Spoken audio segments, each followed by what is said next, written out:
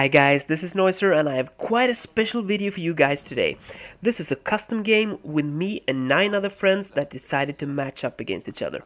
This was a lot of fun since we actually play quite often together but always in the same team, so we have quite a good understanding of how we play, what strategies we use and how each player likes to play the operators. It was sort of a prestige match as well, as no one wanted to lose this one. It's hard enough to lose in ranked. To fall short against the people you play with each and every day, well, that's just not an option. So I thought I should break down this game a bit for you and tell you a little bit about how we try to play, what worked and what didn't, and what went through my mind during the game. Who knows, perhaps you can find something that you can use to improve your game, but this video is mostly to show you some actual gameplay with some analysis around what happened. I will fast forward some slow and uninteresting parts of the game to be able to show you all rounds without making this a 40-minute video. We started out defending the archives here on Consulate, and the attackers took it quite slow and easy moving in, which made me sit on cams quite long at the start of the round. What happens when they reach the objective though is something that I want to show you as an example of what not to do. An example of things you really need to remember, and also what's important as an attacker, no matter what the objective is. I engage Twitch in the corridor outside archives here, but don't manage to get the kill, so I sort of move into cover while still holding this angle to prevent them from using the entry point. What happens next is quite interesting, and a good example of how poor positioning and situational awareness can make you lose a round. When I turn around to engage the enemies breaching in by the main entrance, I totally forget about one player that is still alive and expose my back to the corridor, which is a big no-no unless you know exactly where the remaining enemies are. Blackbeard gets an easy free kill on me, and shortly after, the round is over. This also demonstrates how important it is as an attacker to use multiple directions when moving into an objective, as that makes it so much harder for the defenders to hold their ground. In the next round, we're attacking Garage, and my job, together with Thatcher, is to quickly breach the garage door to have that entry point open. When I'm done, I then play backup to Hibana if she dies and I have to open the bathroom hatch, which is a great tactic when attacking Garage. I also try to support my teammates in the press room to be prepared to cap the objective when the time is right. This round is about to take a really bad turn though, as Fuse nearly kills me and a teammate, which makes me run for cover right into the arms of Valkyrie.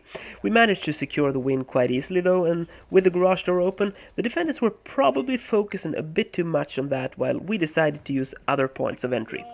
We also managed to get rid of the players roaming around the press room, and it was really all downhill from there. In the next round, we're defending admin office, and here, when playing Valkyrie, I used to place a cam in console office, watching towards the bathroom, as that is my favorite hiding spot. This way, this cam can also work as a backup if the cam in the corridor is taken out. I also place one just outside admin office, and then toss one outside to get a good view of the repellers coming in from the north wall. This way I can also see if someone is closing in on the bathroom window to where I'm hiding.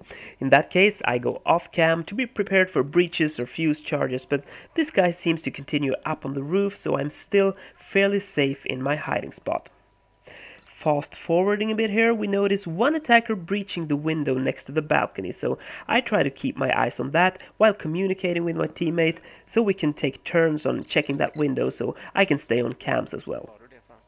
In that situation, when going back on cams, I notice Thermite moving around outside the bathroom and get a free easy kill on him.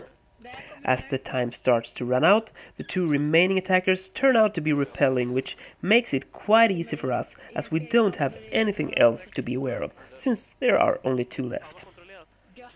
In the next round, I start out droning for my team to get them in position before moving in myself. We're attacking archives, and me and Moratti take turns on the drone to make a safe entry through the garage.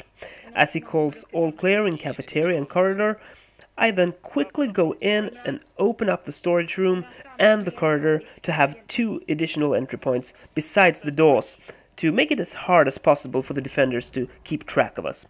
In this case, the hatches are already open, but the problem is that we know that we still have defenders roaming and have to be careful so we don't get flanked from the hatches.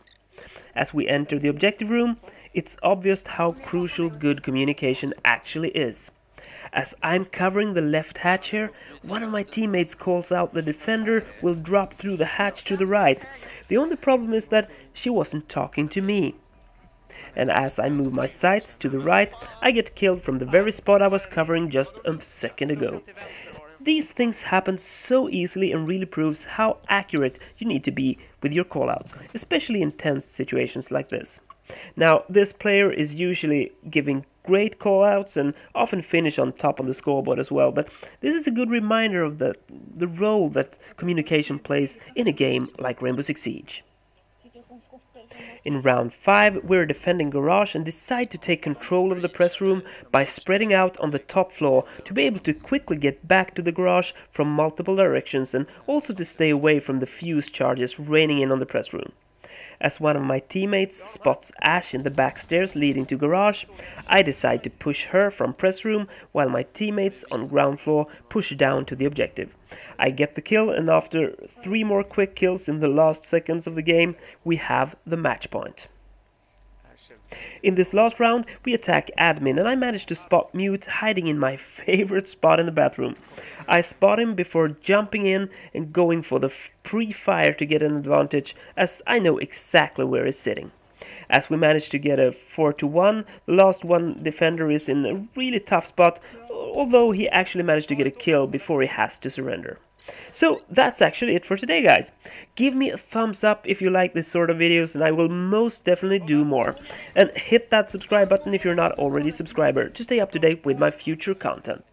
I will be back on Sunday with another Rainbow Six Siege video, and until then, I will keep being Neuser. Hej då!